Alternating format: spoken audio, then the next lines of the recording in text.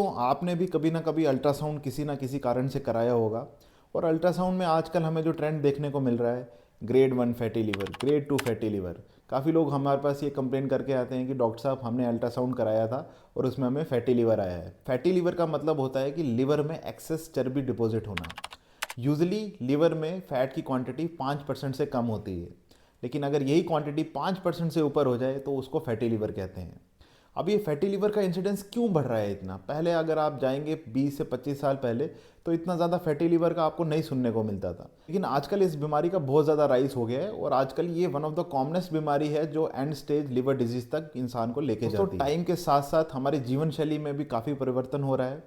हमारा work place काफ़ी sedentary हो गया है, यानी कि लोगों की फिजिकल एक्टिविटी बहुत कम हो गई है। पहले यूजुअली इतना कन्वेंस नहीं होता था, हर किसी के पास कार या टू व्हीलर नहीं होता था, लेकिन आजकल क्योंकि इजी अवेलेबिलिटी है तो इस कारण लोगों में फिजिकल एक्टिविटी में काफ़ी गिरावट देखी गई है। इसके साथ साथ हमारे खाने पीने में भी परिवर्तन हो रहा है। हम जंक फूड और प्रोसेस फूड को हमारी डाइट में बहुत ज़्यादा कंज्यूम कर रहे हैं। हम जो हेल्दी फूड चॉइसेस होती हैं उसको काफ़ी हम कम कंज्यूम कर रहे हैं, उस वजह से भी फैटी लीवर का काफ़ी ज़्यादा इंसिडेंस बढ़ गया है। हम बात करेंगे कि इसका ट्रीटमेंट क्या है। फैटी लीवर के लिए स्पेसिफिकली कोई भी मेडिसिन नहीं बनी है। इसको अगर आपको रिवर्स करना है, फैटी लीवर से नॉर्मल लीवर की तरफ अपने लीवर को अगर आपने ले जाना है तो इसके लिए आपको फिजिकल एक्टिविटी अपनी इंक्रीज़ करनी पड़ेगी। अगर आप हफ्ते में आधे घंटे से 45 मिनट भी फिजिकल एक्टिविटी, चाहे वो किसी भी फॉर्म में हो, चाहे वो वॉकिंग हो, चाहे वो रनिंग हो, चाहे स्विमिंग हो, एंगेज करते हैं तो उससे भी आपको काफ़ी हेल्प मिलेगी। दूसरे नंबर पे आपको अपनी डाइट में काफ़ी चेंज लाना पड़ेगा। आपको प्रोसेस फूड बिल्कुल कट डाउन करने चाहिए।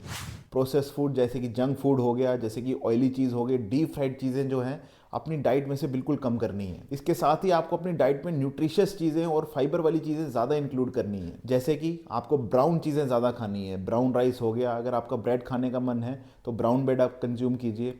अगर आप रोटी खाते हैं तो मैदा बिल्कुल अवॉइड कीजिए। आप बाजरे की रोटी ले सकते हैं, नॉर्मल आटे की रोटी ले सकते हैं, आप मिलेट की रोटी ले सकते हैं। अपनी डाइट में आप पल्सेस और वेजिटेबल्स काफ़ी ज़्यादा इंक्लूड कीजिए। ग्रीन लीफी वेजिटेबल्स स्पेशली जैसे कि पालक हो गया, साग हो गया, शलगम हो गया, ये अपनी डाइट में बहुत ज़्यादा इंक्लूड करना है। अगर आप नॉन वेजिटेरियन खाने के शौकीन हैं तो नॉन वेज फूड में से आपको मटन बिल्कुल अवॉइड करना है। और रेड मीट में बहुत ज़्यादा फैट होता है जो कि आगे जाके फैटी लीवर का कारण बनता है। नॉन वेज खाने के शौकीन हैं तो आप बॉइल्ड फिश खा सकते हैं या ग्रिल्ड फिश भी आप ले सकते हैं। इसके साथ साथ ही आप हफ्ते में 1-2 बार बॉइल्ड या ग्रिल्ड चिकन कंज्यूम कर सकते हैं। लेकिन कोई भी फ्राइड चीज़ आपको बिल्कुल अवॉइड करनी है और इसके साथ आप अपनी फिजिकल एक्टिविटी इंक्रीज़ कीजिए तो आपका फैटी लीवर बिल्कुल रिवर्स होने के चांसेस रहते हैं। लेकिन यहीं अगर आपने कंट्रोल नहीं किया, आपने वेट को बढ़ने दिया, अपनी डाइट पे फोकस नहीं किया तो यही फैटी लीवर जाके आगे आपके सिरोसिस, जिसको हम एंड स्टेज लिवर डिजीज़ कहते हैं, उसका कारण बनता है।